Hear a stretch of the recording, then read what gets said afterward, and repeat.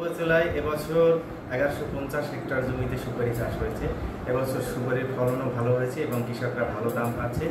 আমরা মাঠ পর্যায়ে উপসহকারী কৃষি কর্মকর্তা গণ কর্তৃক সুপারি চাষিদের বিভিন্ন ধরনের পরামর্শ দিয়ে যাচ্ছি এবং তাদেরকে বিভিন্ন প্রশিক্ষণের আওতায় আনার চেষ্টা করছি। ভবিষ্যতে তাদের বিভিন্নভাবে প্রশিক্ষিত করা হবে এবং সুপারি চাষ সম্পর্কে আরও গভীর পরামর্শ দেওয়া হবে। আমরা সুপারি চাষের উপর আলাদা প্রশিক্ষণ দিইনি, কিন্তু অন্যান্য যে প্রশিক্ষণ আছে ওই প্রশিক্ষণের একটা সেশন আমরা সুপারির উপর নিয়েছি এবং সেখানে শুধু সুপারি চাষই ছিল না, অন্যান্য সবজি বা অন্যান্য ফসলের চাষই ছিল।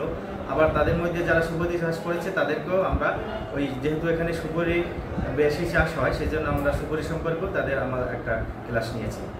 মাঠ পর্যায়ে আমাদের পরামর্শ কার্যক্রম অব্যাহত রয়েছে।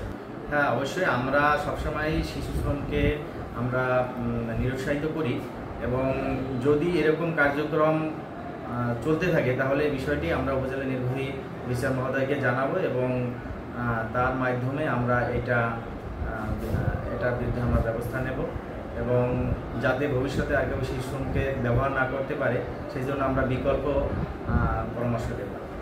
সুপারির উৎপাদন গতবারের তুলনায় এবছর বেশি হয়েছে এবং এই সুপারি স্থানীয় চাহিদা মিটিয়েও দেশের বিভিন্ন অঞ্চলে এখান থেকে বিভিন্ন ট্রাকে করে বিভিন্ন অঞ্চলে বিক্রয় করা হচ্ছে এবং এই কচুয়া সুপারি সারা বাংলাদেশ ব্যাপী একটা সুনাম হচ্ছে।